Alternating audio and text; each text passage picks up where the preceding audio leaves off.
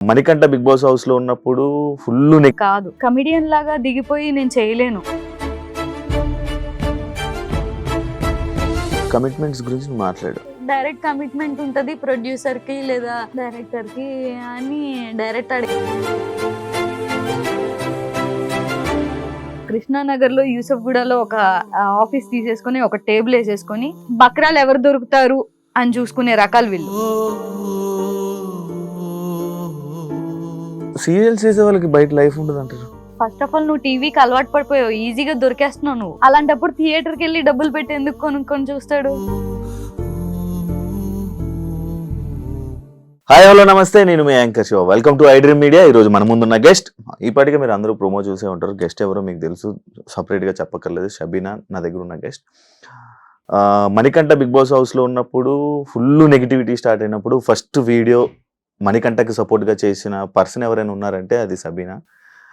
తనతో పాటు సీరియల్లో యాక్ట్ చేయడం జరిగిందంట. అదే కాకుండా జబర్దస్త్లో కానీ శ్రీదేవి డ్రామా కంపెనీల్లో సీరియల్స్లో షబు జర్నీ ఇదంతా ఎలా వెళ్తుంది అసలు చాలా అవన్నీ, అది లైక్ జబర్దస్త్ మానేయడం కానీ శ్రీదేవి డ్రామా కంపెనీకి వెళ్ళకపోవడం కానీ ఇవన్నీ రీజన్లు ఏంటి అసలు, తన గురించి చాలా తక్కువ మాట పబ్లిక్లో అందరికి తెలిసేది. మనకు తెలియని విషయాలు తెలుసుకునే ప్రయత్నం అయితే చేద్దాం షబ్బుతో మాట్లాడి. హాయ్ శివ గారు, నేను బాగున్నాను. ఎలా ఉన్నావు? బాగున్నా, ఏదో మీద. ఎలా నడుస్తుంది సీరియల్? బాగానే నడుస్తున్నాయి. జబర్దస్త్ ఎందుకు మానేసావు? శ్రీదేవి డ్రామా కంపెనీ ఎందుకు మానేసావు నువ్వు? లేకపోతే వాళ్ళు మానేసావా తీస్తారా? మానేయలేదు, తీస్తారని చెప్పడానికి కూడా లేదు. అది ఇప్పుడు లైక్ కొత్త నీరు వస్తా ఉంటది, పాత నీరు పోతుంది అంటారు చూడు, అలా. ఇప్పుడు వాళ్ళకి కొత్త కంటెంట్ కావాలి, మేముంటే అవే రొటీన్ పంచులు వేస్తున్నారు. ఇంకా కొత్త వాళ్ళు కావాలి మాకు. ఇన్స్టాగ్రామ్ ఇన్ఫ్లుయెన్సర్స్ ని మీరు చూసారుగా, ఇప్పుడు చేసే వాళ్ళందరూ ఆల్మోస్ట్ ఇన్ఫ్లుయెన్సర్ రీల్స్ చేసుకునే వాళ్ళే ఉన్నారు ఇన్స్టాగ్రామ్ వాళ్ళు. సో వాళ్ళ ద్వారా కొత్త కంటెంట్ క్రియేట్ చేద్దాం, కొత్తది చేద్దాం, రొటీన్ అయిపోయింది అని చెప్పి కొత్త వాళ్ళని తీసుకుంటున్నాం అని చెప్పారు మేము అడిగితే. మరి మళ్ళీ నువ్వు ట్రై చేయలేదా? నేను చేస్తామని అడగడం కానీ అలా ఏం చేయలేదు నువ్వు? లేదు, వాళ్ళు చెప్పింది నిజమే కదా. ఇప్పుడు నేను కమిడియన్ లాగా దిగిపోయి నేను చేయలేను. నన్ను ఇప్పుడు దాకా నేను చేసింది శ్రీదేవిలో గానీ జబర్దస్త్ లో గానీ ఒక గ్లామర్ పంచ్లు, గ్లామర్ తగ్గ పంచెస్ అవన్నీ చేశాను నేను. నన్ను ఒక గెటప్ వేసి చేయమన్నా కూడా నేను ఎప్పుడు చేయలేదు. సో నేను కమిడియన్ ని కాదు, అందుకని నేను వాళ్ళు చెప్పిన రీజన్ కి యాక్సెప్ట్ చేశా. షబ్బీనా మామూలుగా అమ్మాయిలా బిహేవ్ చేయండి, మొగరాయిలాగా టాంబాయ్లా ఉంటావండి చెప్పు మాటలు. నేను అంతే, నన్ను అలానే పెంచారు. నాకు కూడా అలా ఉండడం చాలా ఇష్టం. అబ్బాయిలా ఉండడం అసలు చాలా అంటే చాలా ఇష్టం. అంటే ఎలా, ఎందుకు అబ్బాయిలా ఉండడం? ఎందుకంటే చాలా బెనిఫిట్స్ ఉంటాయి. మంచిగా ఎలా పడితే అలా కూర్చోవచ్చు, ఎలా అంటే అలా డ్రెస్ వేసుకోవచ్చు, ఇలా కూర్చోవచ్చు, ఇలా అనొచ్చు, మంచిగా ఉండొచ్చు. అందుకే అబ్బాయిలా కొంచెం ఫ్రీడమ్ ఎక్కువ ఉంటది కదా అబ్బాయిలకి. నీకు అలాంటి ఫ్రీడమ్ కావాలి? నాకు అలాంటి ఫ్రీడమ్ కావాలి. ఏం నచ్చుతుంది అబ్బాయిల్లో నీకు బాగా? మేనరిజమ్స్, ఓకే, కూర్చునే స్టైల్స్, మేనరిజమ్స్, స్మోక్, అది కూడా అనుకోవచ్చు. సీరియల్స్ లోకి ఎందుకు వెళ్ళావు? నాకు అది అంటే జబర్దస్త్ ముందు సీరియల్స్ చేసావా? స్టార్టింగ్ నుంచి నేను సీరియల్సే.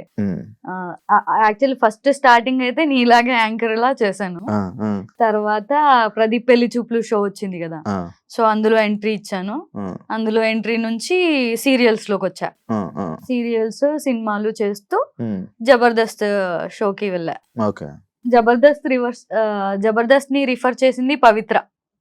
సో పవిత్ర చేసే టైంలో మన రామ్ ప్రసాద్ గారు సుధీర్ వాళ్ళ టీంలో ఒక అమ్మాయి కావాలి అని అంటే అప్పుడు నన్ను రిఫర్ చేసింది. అప్పుడు ఎంట్రీ ఇచ్చా వాళ్ళ టీంలో. వాళ్ళ టీంలో చేసిన తర్వాత నాకు మంచి పేరు తీసుకొచ్చింది కెవ్వు కార్తిక్ టీం. ఒక్క స్కిట్టే వాళ్ళ టీంలో చేశా, ఇంట్రడ్యూస్ చేసింది మాత్రం వాళ్ళు, రామ్ ప్రసాద్ వాళ్ళు. బట్ కంటిన్యూస్ గా నాకు మంచి పేరు ఇచ్చింది Kevvu Karthik team and director Sripada Naresh తో అది లవ్ ట్రాక్ అవి చేసి. పవిత్ర ఇలాంటివన్నీ బాగా చేస్తుంది, సజెషన్లు కానీ. పవిత్ర అందరికి హెల్ప్ చేయడంలో ఫస్ట్ ఉంటుంది. సుధీర్తో వీళ్ళందరితో ఇప్పుడు టచ్ లో ఉన్నా ప్రెసెంట్ రామ్ ప్రసాద్ వీళ్ళందరూ టచ్ లో ఉన్నారు నీకు? రామ్ ప్రసాద్ గారు టచ్ లో ఉన్నారు. సుధీర్ అప్పుడు స్కిట్ చేసిన తర్వాత కొద్ది రోజులే ఆయన చేశారు కదా, తర్వాత నుంచి మూవీస్ అని బయటకు వచ్చేసారు. ఇప్పుడు బిగ్ బాస్ టాపిక్స్ లోకి వెళ్దాం కాసేపు సరదాగా. ఓకే. మణికంఠ గురించి వీడియో చేయాలని ఎందుకు అనిపించింది నీకు? నన్ను ఒక ఛానల్ వాళ్ళు అడిగారు బేసిక్ గా, ఇంటర్వ్యూ కుదరలేదు. సో చాలా సార్లు కుదరలేదు పాపం, అందుకని ఒక 2 minutes వీడియో ఇన్స్టాగ్రామ్ లో చేసి పంపించాను. అది ఎందుకు అసలు? ఎందుకంటే నాకు ఒక మా అన్నయ్య ఎలాగునో అలానే ఫీల్ అవుతా మణికంఠని. మణికంఠ నేను కస్తూరి సీరియల్లో 1.5 year వర్క్ చేశాను. సో అందులో నాకు బ్రదర్ క్యారెక్టర్ గా చేశాడు, అలానే కనెక్ట్ అయిపోయాడు. బ్రో అనే పిలుస్తాను నేను. తను కూడా తనకి యాక్చువల్లీ ఎవరు లేరు ఏది షేర్ చేసుకున్నా అన్నా. నిజంగా ఎవరు లేరా? ఎవరు లేరు. మా తాతయ్య అండ్ తను కలిసి ఉండేవాళ్ళు. స్టెప్ బ్రదర్ సిస్టర్ వేరే ఇంట్లో ఉండేవాళ్ళు. సో దీనికి ఒక ఇంట్లో తను సీరియల్స్ చేసుకుంటూ తన కెరియర్ చూసుకునేవాళ్ళు. సో అంత షేరింగ్ ఎక్కువ ఎవరు ఉండేవాళ్ళు కాదు. నాతో కనెక్ట్ అయ్యి నాతో పంచుకునేవాడు ప్రతిదీ. ఏం పంచుకునేవాడు? నార్మల్ గా ఏం షేర్ చేసుకునేవాడు? మామూలుగా ఇంట్లో కష్టాలు ఎవరికైనా ఏముంటాయి. ఇప్పుడు తన ఇంట్లో అయితే బేసిక్ గా మదర్ చనిపోయిన తర్వాత నుంచి స్టెప్ ఫాదర్ తో అంత రిలేషన్ బాలేదు, సిస్టర్ తో కూడా అంత రిలేషన్ లేదు, తాతయ్యతో రిలేషన్ ఉండింది. బట్ తన టార్గెట్ ఏంటి, ఎప్పటికైనా సెటిల్ అవ్వాలి అని చెప్పి. సో అందుకని సీరియల్స్ లోకి ఎంటర్ అయ్యాడు. సీరియల్స్ చేసేటప్పుడు కూడా చాలా బక్కగా ఉండేవాడు. టెన్షన్స్ మరి అది చాలా పికప్ అయ్యాడు. తన పాత ఫొటోస్ చూపిస్తే మీరు చూస్తే షాక్ అయిపోతారు. నా దగ్గర లేవు, తన దగ్గర ఉన్నాయి. అప్పుడు చూపి వాళ్ళ మమ్మీ చనిపోయినప్పుడు గుండుతో లైక్ స్కెలిటన్ లాగా ఉన్నాడు. స్కెలిటన్ లా ఉన్న మనిషి జిమ్ కెళ్ళి ఒక సీరియల్ ఆర్టిస్ట్ కి ఒక క్యారెక్టర్ కి సూట్ అయ్యే విధంగా పికప్ అయ్యాడు. అంత మోటివేట్ అయిన మనిషి తను. అలా సీరియల్స్ చేస్తున్న టైంలో సెటిల్ అవ్వాలి అని చెప్పి లవ్ కమ్ అరేంజ్ చేసుకున్నారు. Love come arrange marriage. అందరు అరేంజ్ మ్యారేజ్ అనుకుంటున్నారు, లవ్ చేసి అరేంజ్ మ్యారేజ్ చేసుకున్నాడు. సో అందరిని ఒప్పించి. ఇప్పుడు యుఎస్ లోనే వాళ్ళ వైఫ్ యుఎస్ లో ఉండే? అవును, యుఎస్ లో. యుఎస్ నుంచి ఎందుకు వచ్చాడు రీజన్ చెప్పాడా? వాళ్ళు పంపించేసారా? లేదు పంపించలేదు. అక్కడ ఏం లేదు కదా వర్క్. తనకి సమ్ వీసా ఉంటదంట కదా అక్కడ వర్క్ చేయాలంటే. ఆ వీసా ఇప్పిస్తా అని చెప్పి తను చెప్పింది వదిన.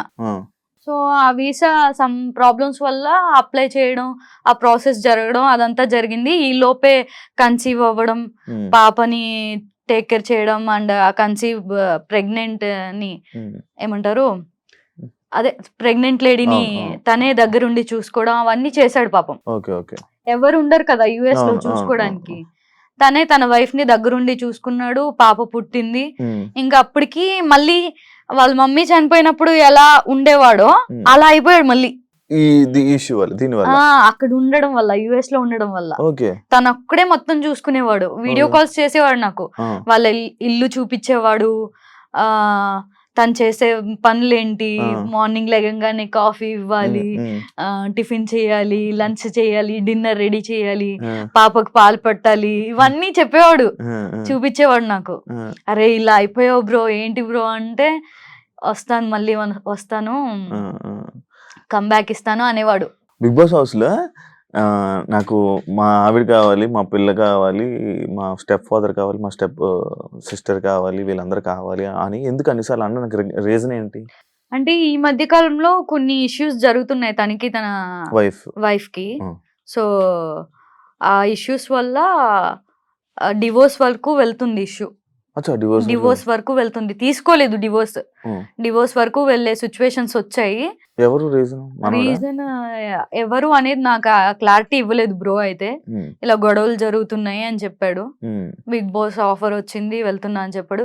యుఎస్ నుంచి రావడానికి రీజన్ అయితే తనకు అక్కడ వర్క్ లేకపోవడం వల్ల, సెల్ఫ్ రెస్పెక్ట్ దెబ్బ తినడం వల్ల, తనేంటో మళ్ళీ ప్రూవ్ చేసుకోవాలి అని చెప్పి ఒక 1 year టైం తీసుకొని ఇక్కడికి వచ్చి ట్రై చేసుకుంటా, నా వల్ల కాలేదు అంటే మళ్ళీ నేను యుఎస్ వచ్చేస్తా అనే ఇదిలో మాట్లాడుకున్నట్టుగా చెప్పాడు నాకైతే. నువ్వు బిగ్ బాస్ చూస్తున్నావు కదా, సడన్ గా విగ్ తీసినప్పుడు నీకు ఏమనిపించింది? ఆల్రెడీ తెలుసు కదా. అయ్యో ఎందుకు ఈ పిచ్చి పని చేశాడు అనిపించింది. తెలుసు కదా నీకు ఆల్రెడీ? తెలుసు. హౌస్ లో ఈ ఏదైతే ఇది మా వైఫ్ లేకపోతే మా ఫ్యామిలీ కావాలి అనడం కానీ, లేకపోతే అందరికి దూరంగా ఉండడం కానీ, ఇదంతా ఒక సింపతి డ్రామానా? లేకపోతే మనోడు అంతేనా? ఎవరితో బయట అసలు ఫ్రెండ్సే లేరు, నేను ఏ మనుషులతో ఉండను, అసలు నా మనుషులకు దూరంగా ఉంటాను అని అనడం జరిగింది. మళ్ళా మీరందరూ ఫ్రెండ్స్ అందరూ ఉన్నారు. అంటే ఏది నిజం? అందరు ఫ్రెండ్స్ ఎవరు లేరు తనకి. నేను ఒక్కదాన్ని ఉంటే ఇంకో 2 బాయ్స్ ఉన్నారు అంతే ఫ్రెండ్స్. సమ్ పేర్లు నాకు గుర్తులేదు. వాళ్ళు ఉన్నారు. ఫ్రెండ్స్ ఏమీ లేరు తనకి. తను యుఎస్ వెళ్ళిపోయాడు కదా, ఇప్పుడు దాకా యుఎస్ ఉండి మొన్ననే వచ్చి ఏదో వెబ్ సిరీస్ చేస్తూ ఉన్నాడు. అది కూడా తన బాడీ అదంతా బక్కగా అయిపోయాడు. నేను చెప్పాను చాలా ఆఫర్లు వచ్చాయి. ఎలాంటి పర్సనో తెలుసా, ఇప్పుడు ఎవరైనా ఆఫర్ వస్తే ఆఫర్ ని పిక్ చేసుకుని తర్వాత ఆ ఆఫర్ చేసుకుంటూ ఆ క్యారెక్టర్ చేసుకుంటూ బాడీ పికప్ చేసుకుందాం అనుకునే మనుషులు. బట్ ఆడ అలా కాదు.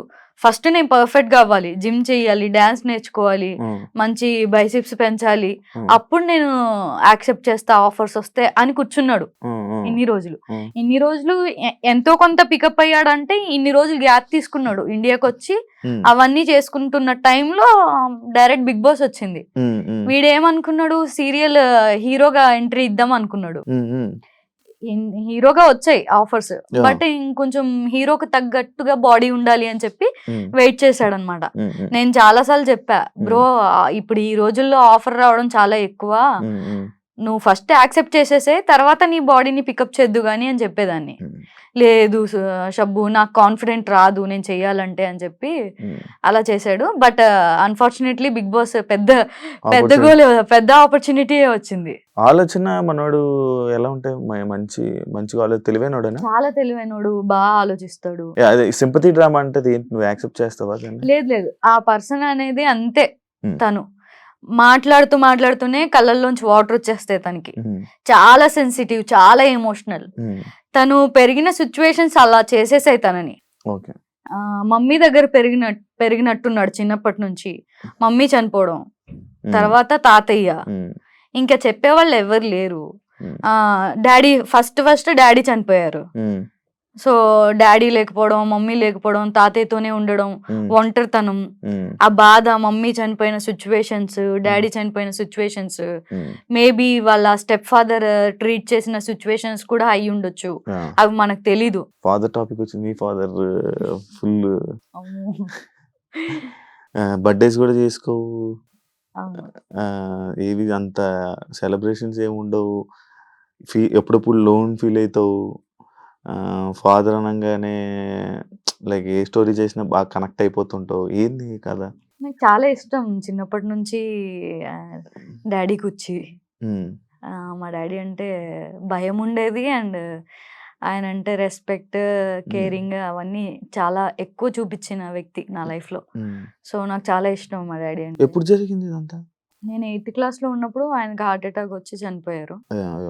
సో అప్పటి నుంచి మా అన్నయ్య చూసుకున్నాడు. ఎప్పుడు ఎన్ని ఇయర్స్ అయింది పెళ్లి చేసుకుని?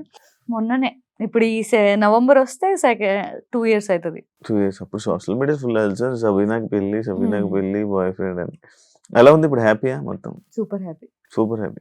ఎన్ని 7 years కదా? 7 years. పాప బాబు ప్లానింగ్స్? ఇంకా టైం ఉంది, సెటిల్ అవ్వలేదు కదా. ఇంకా సెటిల్ అవ్వలేదని వెయిట్ చేస్తున్నా. లోటు కనిపిస్తుందా? ఆన్లైన్ లోటు చాలా. ఎప్పుడు కూడా ఆయన లేకుండా ఇన్ని సంవత్సరాలు ఎలా గడిచిపోయాయా అనిపిస్తుంది. చాలా కష్టం డాడీ లేకపోతే. ఒక ఫ్యామిలీ రోడ్డు మీద పడిపోయినట్టే. ఇంకా మా అన్నయ్య చూసుకున్నాడు కాబట్టి మేబీ మా నాన్నగారు ఉండుంటే ఈ ఫీల్డ్లోకి వచ్చేదాన్ని కాదేమో. మంచిగా చదువుకొని మంచిగా సెటిల్ అయిన వాళ్ళకి ఇచ్చి పెళ్లి చేసే వాళ్ళు ఈ పాటికి నాకు 2-3 పిల్లలు ఉండేవాళ్ళు. ఇంత నీకు బిజినెస్ చేయాలని కానీ లేకపోతే వీటి మీద చాలా ఇంట్రెస్ట్ అవును కదా? ఏదో ఒకటి చెయ్యాలి, బిజినెస్ చేయాలి, ఇది చేయాలి. ఒకసారి రంజాన్కి నువ్వు హలీం కూడా పెట్టడం జరిగింది. ఎందుకు బిజినెస్ అంత ఇష్టం? ఎందుకు అంత ఇండస్ట్రీలో ఉండి ఆ బిజినెస్ మీద ఎందుకు వెళ్తూ ఉంటావు నువ్వు? మా డాడీది నాకు కొంచెం మా నాన్నగారి పోలికలు, మా నాన్నగారి మ్యానరిజం అవన్నీ వచ్చేసాయి అనమాట. సో మా నాన్నగారు చేసింది రెస్టారెంట్ మా చిన్నప్పటి నుంచి కూడా. ఫాస్ట్ ఫుడ్ గానీ, morning tiffins, afternoon lunch, even పెద్ద రెస్టారెంట్. సో అది నేను చూసాను, దాంట్లో ప్రాఫిట్ ఎలా ఉంటది, ఇన్వెస్ట్మెంట్ ఎంత ఉంటది అవన్నీ నాకు తెలుసు కాబట్టి నేను హలీంది ట్రై చేద్దాం అని చెప్పి ట్రై చేశాను. సూపర్, మంచి బిజినెస్ పర్సన్ అయితే. బట్ ఏమి నాకు చేత కాలేదు చెప్పాలంటే చేయడం. లాస్ అని కాదు, ప్రాఫిట్ అని కాదు, అలా కవర్ అయిపోయింది, పెట్టినవి వచ్చేసాయి. మూవీ కమిట్మెంట్స్ గురించి నువ్వు మాట్లాడు, ఎక్స్పీరియన్స్ చేసినట్టున్నావు కదా, ఏం దాని గురించి చెప్పు.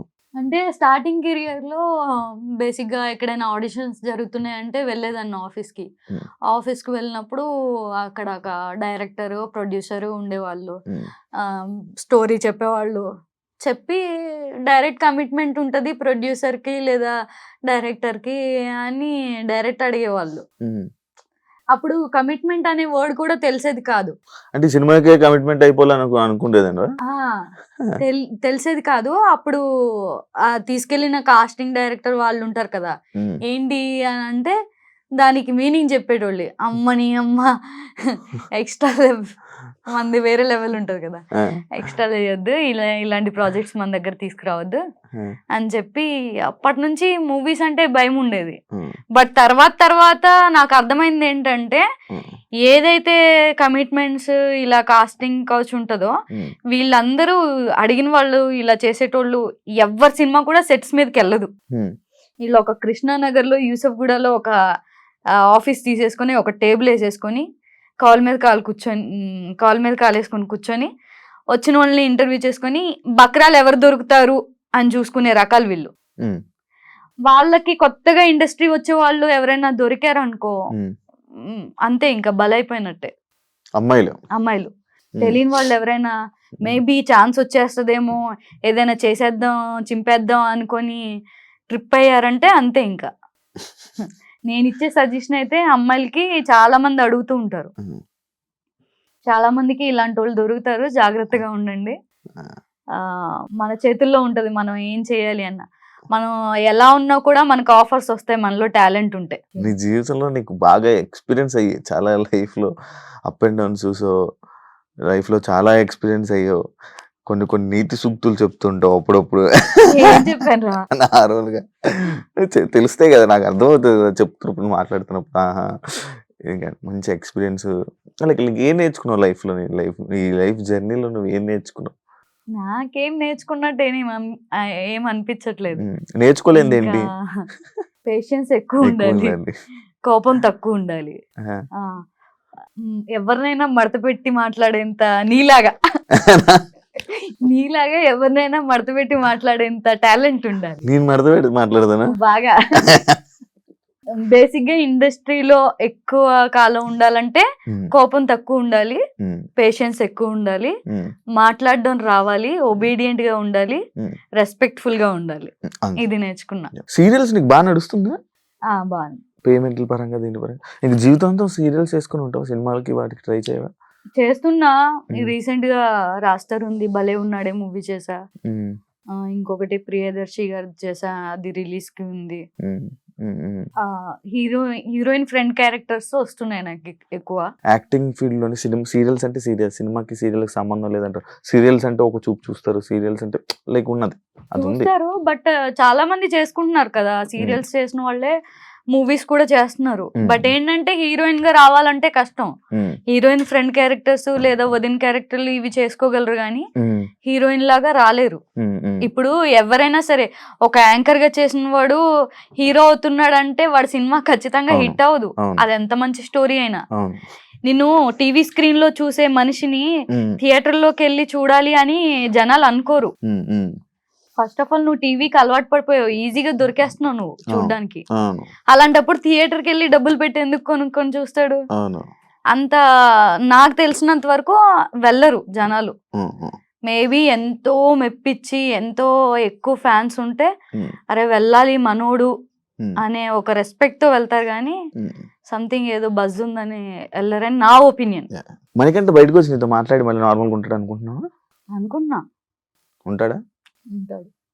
వాడు నాకు కాల్ చేసేది ఎప్పుడో తెలుసా, వాళ్ళు లోలో ఉండి ఏదో గొడవ జరిగి ఏదో ఇష్యూ అయినప్పుడు చేస్తాడు. ఇప్పుడు హ్యాపీలో ఉంటాడు కదా, మరి నువ్వు గుర్తురావు కదా. గుర్తురాని మేబీ. లైక్ వీళ్ళ ఫ్యామిలీ ఇవన్నీ కలిసే సూచనలు ఏమైనా ఉన్నాయా? ఇప్పుడు బయట వాడికి బట్టలు ఎవరు పంపిస్తున్నారు, అవన్నీ ఎలా, కాస్ట్యూమ్స్ కానీ బయట ఎవరు చూసుకుంటున్నారు? ఆల్రెడీ వాడు డిజైనర్ కి మాట్లాడేసుకొని ఉన్నాడు. వాళ్ళ అక్క గారు మొన్న ఎప్పుడో ఎవరికో స్టేట్మెంట్ ఇది చేశారంట, నేనే డబ్బులు ఇస్తున్నాను, వాళ్ళ వైఫ్ డబ్బులు ఇస్తుంది, నేనేమో మణికంఠకి డబ్బులు ఇచ్చి బట్టలు నేనే తీసుకొని పంపిస్తున్నాను, ఏం డబ్బులు కావాలంటే ఆ డబ్బులు నేను ఇస్తానని చెప్పి వాళ్ళ ఫ్యామిలీ కూడా బయట సపోర్ట్ గా ఉన్నారని విన్నాను. నిజమా? అది ఎంతవరకు నిజం? అది నాకు తెలీదు. తను చెప్పింది అయితే నాకు డిజైనర్ కి మాట్లాడాడు బట్టల సంగతి. మొత్తం బట్టలు డిజైనర్ చూసుకుంటుంది. ఇన్స్టాగ్రామ్ ఇవన్నీ PR ని పెట్టుకున్నాడు. అండ్ ఇంకొక ఫ్రెండ్ ఉన్నాడు, సంబంధించిన ఫ్రెండ్. సో వాడు కూడా హెల్ప్ చేస్తున్నాడు. నన్ను కూడా ఏమైనా ఉంటే నా కాంటాక్ట్ నెంబర్ కూడా వాళ్ళకి ఇచ్చాడు, ఏమైనా ఇష్యూస్ అయితే చూడు అని చెప్పి. డబ్బులు పంపించేది తను ఇప్పుడు దాకా ఉండడం కోసం అంటే వదిన పంపించేది. తను 1 year టైం తీసుకొని వచ్చాడు కదా, నేనేంటో ప్రూవ్ చేసుకుంటా అని చెప్పి. సో తను జాబ్లెస్ ఇక్కడికి వచ్చినప్పుడు 0. సో వదిన తన రెంట్ కి సంబంధించి అది పాపను వదిలేసి వెళ్ళారు. పాపని వీడే చూసుకున్నాడు. వాళ్ళ ఎవరు వదిన వాళ్ళ అమ్మ నాన్న దగ్గర అండ్ మనీ బ్రో దగ్గర పాప ఉండేది. ఒక 6 months 4 months ఉండింది. మొన్ననే బర్త్డేకి మళ్ళీ వదిన వచ్చి పాప బర్త్డే చేసి ఫస్ట్ బర్త్డే తను తీసుకెళ్ళింది మళ్ళీ. విష్ణు మనోని ఫెమినైన్ అన్నది తెలుసా? అది ఏంటి, దాని గురించి నీ రియాక్షన్ ఏంటి? తన బిహేవియర్ కొంచెం అలా ఉంటుంది కాబట్టి అలా అని ఉండొచ్చు. బట్ తనకి పాప ఉంది తెలుసు కదా. మంచి వ్యక్తి, అలాంటి పర్సన్ ఏం కాదు. అలా ఉంటాడు, పెరిగిన వాతావరణం అలాంటిది. ఇప్పుడు మమ్మీ దగ్గర పెరగడం వల్ల క్యూట్నెస్ అలా ఉండొచ్చు. గేమ్ అంతా చూస్తున్నావు కదా మణికంఠ, గేమ్ నీకేమనిపిస్తుంది? ఏమనిపిస్తుంది, బాగా ఆడుతున్నాడు. ఒక ఇంట్లో ఒక చిన్న పిల్ల కొద్ది రోజులు హాలిడేస్ కి బయటికి వెళ్ళిపోతే ఇల్లంతా బోసిపోయినట్టు ఎలా ఉంటది, అలా ఉంటది తను వచ్చేస్తే అని నా ఫీలింగ్. నార్మల్ గా వెళ్ళిన స్టార్టింగ్ జోకర్ అయిపోయాడు, కమెడియన్ అయిపోయాడు, సింపతి స్టార్ట్ చేశాడు. ఏంట్రా విచిత్రమైన బిహేవియర్, ఏంట్రా ఒక అట్రాక్షన్, ఎలా అంటే ఏం వ్యక్తిత్వం అన్నట్టు జనాల నుంచి కామెంట్స్ వచ్చాయి కదా. అంటే ఇప్పుడు బిగ్ బాస్ కంటెస్టెంట్స్ అందరూ కూడా అందులో బక్క పర్సనాలిటీ ఎవరు, వాడి 100% ఇస్తాడా లేదా అనేది ఆట చూసి డిసైడ్ చేయరు. ఫస్ట్ చూడంగానే వీడు వీక్ అని తెలిసిపోతుంది, బక్కగా ఉండి కొంచెం చిన్నగా ఉంటే. సో ఆ రకంగా అందరికి మైండ్ లో ఫిక్స్ అయిపోయినట్టుంది మేబీ. దట్టు ఫస్ట్ డే ఆయన డైరెక్టర్ గారు వచ్చి ఎలిమినేట్ చేశారు కదా, వీడు ప్రాంక్ చేస్తున్నారా ఏంటి అని ఆలోచించకుండా టెన్షన్ పడిపోయాడు కదా పాపం. వీడేదో పొడిచేద్దాం చించేద్దాం అని లోపలికి వెళ్ళిపోతే సడన్ గా నువ్వు బయటకు వచ్చేస్తున్నావు, ఎలిమినేట్ చేసేస్తున్నావు అనేటప్పటికి వాడికి భయం వేసేసింది. భయం వేసేసి ఆ ఎమోషన్ లో ట్రిగర్ అయిపోయి చెప్పేశాడు అన్ని, బయట పాస్ట్ విషయాలన్నీ. నేను అప్పటికి చెప్పి పంపించాను శివ, అస్సలు ఏడవద్దు, ఏడిస్తే అస్సలు నచ్చదు జనాలకి, పాస్ట్ గురించి అస్సలు చెప్పకు, పర్సనల్ విషయాలు అస్సలు షేర్ చేయకు, స్ట్రాంగ్ గా ఉండు, పాయింట్ మాట్లాడు అని చెప్పి పంపించా. అది స్టార్టింగ్ వెళ్ళంగానే వెళ్ళిన రోజే ఏడ్చి నా గురించి చెప్పేశాడు, నా గురించి మీకు తెలీదు అని చెప్పి. ఇంకా అంతే, అతను అలానే ఉంటాడు. బట్ అది రియల్, తన లైఫ్ లో ఏదైతే జరిగిందో అదే తను చెప్పాడు. బట్ ఎవరైనా ఫీల్ అవుతారు ఆ టైంలో. ఇప్పుడు ఇంత కష్టపడి లోపలికి వచ్చి ఇప్పుడే ఎలిమినేట్ అయిపోతున్నా అంటే ఎవడైనా తన గురించి చెప్పుకోవాలి, ఏమంటారు, కన్విన్స్ చేయాలి అనే చూస్తాడు. ఈ విధంగా కన్విన్స్ చేశాడు. అనుకుంటున్నా ఖచ్చితంగా. యాక్చువల్లీ ఇప్పుడు వరకు ఉంటాడని అనుకోలేదు, బట్ చాలా గ్రేట్, మంచిగా ఆడుతున్నాడు, అందరితో ఫ్రెండ్షిప్ చేస్తూ. ఎవరు నచ్చారు నీకు బిగ్ బాస్ లో? నబీల్, సీత, మణికంఠ. ఇంకెవరు నచ్చలేదు? యష్మి. ఇంకెవరు నచ్చలే? ఎందుకు నచ్చలేదు? రీజన్ ఏంటి? బాగా ఆడట్లేదు ఈసారి బిగ్ బాస్. నాకు ఎందుకో అంత నచ్చలేదు. అంత ఇంట్రెస్టింగ్ గా లేదు. నేను ఇప్పుడు బిగ్ బాస్ చూస్తున్నా అంటే బికాస్ ఆఫ్ మణికంఠ వల్లే.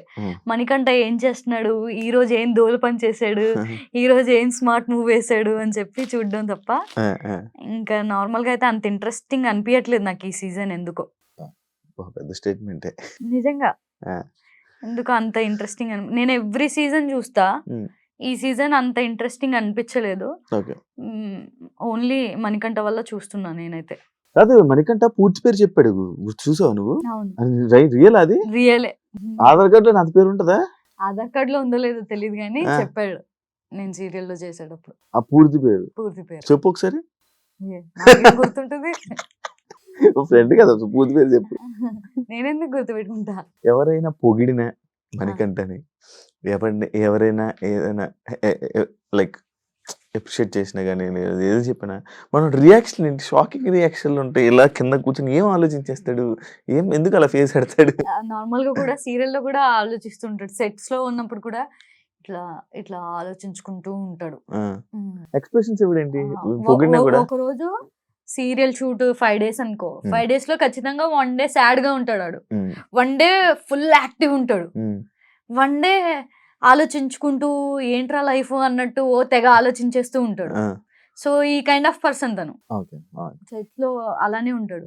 ఇప్పుడు అక్కడ లోపల కూడా ఇంట్లో కూడా అలానే ఉంటున్నాడు, 1 day ఫుల్ యాక్టివ్ కనిపిస్తాడు, 1 day ఆలోచించుకుంటూ ఉంటాడు, 1 day ఎమోషనల్ గా ఏడుస్తూ గుర్తు తెచ్చుకొని ఏడుస్తూ ఉంటాడు. అయితే ఇప్పుడు వీళ్ళ ఫాదర్ వీళ్ళ అక్క అందరూ ఇప్పుడు హైదరాబాద్, మన వాళ్ళ వైఫ్ వాళ్ళ పాప యుఎస్ లో ఉన్నారు, మనోడు ఒక్కడే ఇక్కడ ఉంటాడు, మనోడు సపరేట్ ఉంటాడు వీళ్ళతో. ఓకే, ఏం చెప్పాలనుకుంటున్నావు ఫైనల్ గా మణికంఠ గేమ్ గురించి కానీ, మణికంఠ సపోర్ట్ కానీ నీ గురించి ఏం చెప్పాలనుకుంటున్నావు ఆడియన్స్ కి? మణికంఠ చాలా బాగా ఆడుతున్నాడు, ఇప్పుడిప్పుడే టాస్క్ల్లో ఎంట్రీ ఇస్తున్నాడు, టాస్క్లు చేయడంలో. టాస్క్లో కూడా బాగా ఆడితే ఖచ్చితంగా టాప్ 5 లో ఉంటాడు అనుకుంటున్నాను. మీ అందరి సపోర్ట్ కూడా చాలా అవసరం. తను ఏదో లైఫ్లో ప్రూవ్ చేసుకోవాలి అని యుఎస్ నుంచి ఇక్కడికి వచ్చాడు. సో ఖచ్చితంగా మన సపోర్ట్ ఉండాలి. తను ఆడితేనే మీరు ఓట్ చేయండి అని నేను అంటాను, ఆడకుండా ఎందుకు ఓట్ చేయడం ఎవరు కూడా చేయరు. సో తన ఆట నాకైతే నచ్చింది, మీ అందరికి కూడా నచ్చింది అనుకుంటున్నా. థ్యాంక్ యూ సబ్బు. థ్యాంక్ యూ సబీనా, ఇంటర్వ్యూ ఇచ్చినందుకు. థ్యాంక్ యూ శివ గారు. ఇంటర్వ్యూ ఇచ్చినందుకు, నీ జర్నీని కూడా షేర్ చేసుకున్నందుకు, నువ్వు కూడా మంచి సక్సెస్ అవ్వాలని, నువ్వు కూడా బిగ్ బాస్కి వెళ్ళాలని ఆలోచన ఉంది కాబట్టి వెళ్ళిపోవాలని, నీకు ఇంట్రెస్ట్ ఉంది కాబట్టి వెళ్ళిపోవాలని కోరుకుంటూ thank you so much. Thank you so much. చూసారు కదా ఇంటర్వ్యూ. ఇంకొక ఇంటర్వ్యూతో మళ్ళీ మీ ముందుకు వస్తా. అంతవరకు సెలవు.